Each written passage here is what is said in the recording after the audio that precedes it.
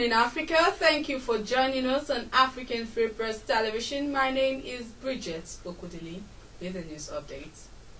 The appointment of Managing Director and Chairman of Niger Delta Development Commission, NDDC, Bassey Dan Abia, has been terminated by President Muhammadu Buhari.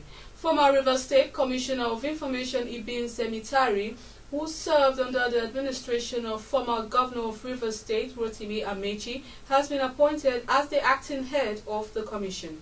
Mr. Dan Abia, an indigene of Akwa Ibom State, was appointed by former President Goodluck Jonathan in 2013. Before he was chosen to lead the commission, Abia served 2 terms as the representative of Akwa Ibom. Different corruption allegations have been leveled against the NDDC, which was created as a response to the demands of the people of Niger Delta. The federal government has stated that it would not be threatened by MTN's court action against the 1.4 trillion naira fine, which was later reduced to 780 billion naira, insisting that the telecommunications company risk another fine if it fails to pay on deadline. Minister of Communications, Mr. Adebayo Shitu, made the statement yesterday in reaction to the suit instituted by the telecom operator at the Lagos State High Court. The minister, who spoke through his special assistant on media, Mr. Victor Oluwadamilare, however, admitted that MTN had the right to seek court interpretation if it feels unsatisfied with the action of the regulator, but made it clear that nothing would stop the government from imposing additional fine on the operator at the expiration of the deadline. A human rights activist, Mr. Emmanuel Owotunshe, has taken a swipe at Honorable James Faleke for approaching the tribunal over the choice of Alhaji Yahaya Bello as the party's candidate to replace late Prince Abubakar Awudu, saying Faleke's action was an affront to the authority of the party. Speaking to the newsmen in Lokoja last Monday, Owotunshe said the action of the party was based on the fact that Yahaya Bello was the most constitutionally qualified to replace the late Awudu. As President Muhammadu Buhari presents the 2016 appropriation bill to the joint session of the National Assembly comprising the Senate and the House of Representatives today, there are strong indications that the lawmakers are ready to ensure speedy passage of the bill. As part of moves to fast-track the passage of the bill when the senators resume from New Year break in the second week of January, the Senate and the House of Representatives will go to their various chambers to commence work. The Senate approved the Medium-Term and Expenditure Framework and Fiscal Strategy Paper (FSP) submitted by the federal government, just as it approved crude oil benchmark price of $38 per barrel for 2016, despite the global dwindling crude oil price to $36 per barrel as at Monday from the $40 per barrel. The Senate also approved that the federal government should, in 2016, establish a database and possibly a single salary account for all its employees, as that would help streamline and reduce its personnel costs. It also approved the exchange rate of 197 naira to $1 as proposed in the MTEF. A lawyer and civil rights activist, Kayode Ajulo, has described as unfortunate the recent insistence by Senator Bola Tinubu that President Muhammadu Buhari must remove fuel subsidy come January 2016. Barrister Ajulo said that Senator Tinubu's resolve indicated a lack in a sense of history, a betrayal of the common people, and utter disservice to the memory of late Professor Bala Usman, the 10th anniversary of whose death Senator Tinubu chose to make such flagrant insensitive postulation.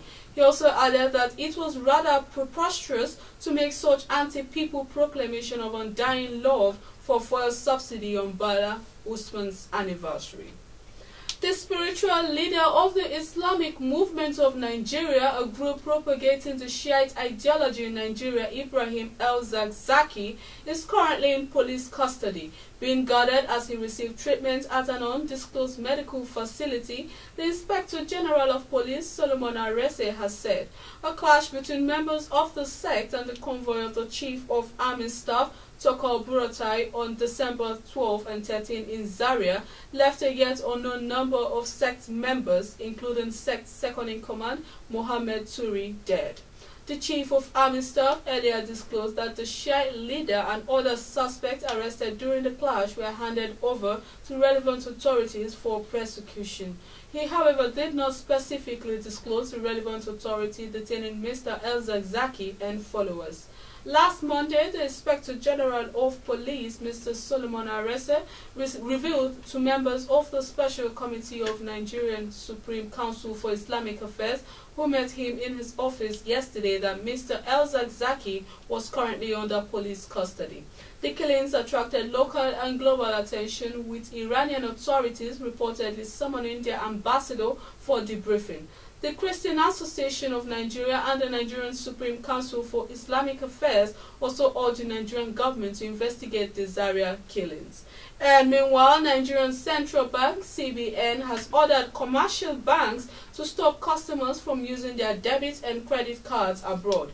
Access to foreign online retailers will also be affected when the ban takes effect on 1st of January 2016. Nigeria's government has announced that the move is part of its efforts to stem the flow of foreign exchange out of the country. The unofficial value of the Nigerian currency, the naira, has fallen off because of the fall in the oil price, which is Nigeria's main export.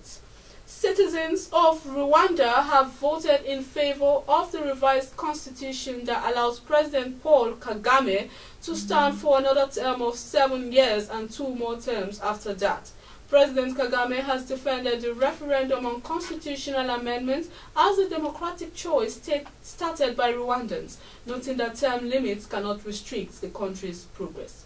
In his speech, Kagame criticized the opponents of constitutional change, adding that depictions of Rwandans as people incapable of either thoughts or feelings were deliberately abusive.